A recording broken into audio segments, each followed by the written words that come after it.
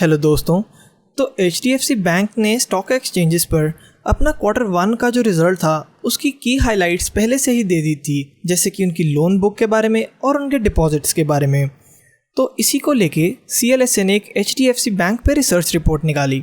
और मैं आपको एक बार फिर से याद दिला दूं कि ये जो इसका रीसेंट रिजल्ट है उस क्वार्टर की बात नहीं कर रहा, मैं Q1 फिस्कल ईयर 20 की बात कर रहा हूँ, जिसका रिजल्ट अभी आना पेंडिंग है। उसकी डिटेल्स HDFC बैंक ने पहले ही एक्सचेंजेस पे दे दी थी। और यहाँ पर CLSA ने इसका टारगेट प्राइस दिया है ₹1250, जो कि करंट मार्केट प्राइस 1075 से रफली 16% ज़्यादा है। तो अब हम यहाँ पर एक एक की हाईलाइट को ध्यान से देखेंगे। तो यहाँ पर लिखा है कि high corporate loan growth but low risk at least in fiscal year 20। तो यहाँ पर मैं आपको HDFC बैंक की जो लोन बुक है उसके बारे में दिखा देता हूँ। यहाँ आप देख ही रहे होंगे कि फिस्कल ईयर 20 में जो इसकी कॉर्पोरेट बुक है वो है 44% कॉन्ट्रीब्यूशन में। मतलब इसकी जो पूरी लोन बुक है ना उसको वो 44% कंट्रीब्यूट कर रही है, जबकि लास्ट ईयर वो थी 40% और उससे पहले थी 37%। तो HDFC बैंक के NPS वैसे ही कम रहते हैं। तो यहाँ पर जो कॉर्पोरेट कस्टमर्स भी आते हैं ना, वो RBL के सिनेरियो जैसे नहीं है कि वहाँ पर हमें डरने की ज़रूरत है, क्योंकि HDFC बैंक काफ़ी बड़ा बैंक है। ये लोन ऐसे ही नहीं किसी को दे देते। तो HDFC की पास्ट परफॉर्मेंस के हिसाब से इनकी कॉर्पोरेट लोन बुक बढ़ना एक अच्छी बात है। तो वहीं इन्होंने रिस्क के बारे में बात भी करी थी। तो यहाँ पर मैं आपको HDFC के NPS रेशियो भी दिखा देता हूँ। तो HDFC के ग्रॉस NPS रेशियो रहे 1.3%, जबकि वो लास्ट ईयर थे 1.4%। और HDFC बैंक के NPS रेशियो सबसे ज़्यादा इंडस्ट्री में कम है, जहाँ पे ICICI और एक्सिस बैंक के NPS रेशियो हैं 3-4% से भी ज़्यादा, और येस बैंक के तो 8-9% से भी ज़्यादा। वहीं HDFC के 1.3% एक बहुत ही ज़्यादा अच्छी बात है। इसीलिए इन्होंने लिखा था कि यहाँ पे लो रिस्क है एटलीस्ट इन फिस्कल ईयर 20, क्योंकि अभी कोरोना वायरस आ चुका है, इसलिए इन्होंने फ्यूचर के बारे में कुछ नहीं बोला। और फिर ये कहते हैं कि positive loan growth in Q1 comes as a surprise. तो जैसा मैंने आपको बताया था ना कि HDFC बैंक ने आने वाले क्वार्टर की लोन बुक के बारे में पहले से ही बता दिया था।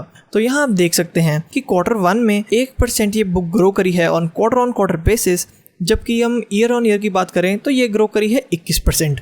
तो CLSA के हिसाब से ये एक सरप्राइज रहा है। और फिर यहाँ पे लिखा है कि expect retail growth to have slowed down for the company. देखो ये तो कॉमन सी बात है, क्योंकि अब कोरोना वायरस आ चुका है और लोगों की जॉब लॉसेस भी हो रही हैं। तो अब वो और लोन कैसे लेंगे जबकि उनके पास कोई सैलरी ही नहीं होगी? वो बैंक को क्या दिखाएंगे अपनी स्टेटमेंट्स? तो बैंक उन्हें लोन ही नहीं देगा। इसलिए इन्होंने कहा है कि जो रिटेल ग्रोथ है वो कम हो सकती है इस कंपनी की। और फिर यहाँ पे लिखा है कि incremental risk weight consumption was very low for the bank, और low risk weight consumption indicates highest lending to the best private public sector credit.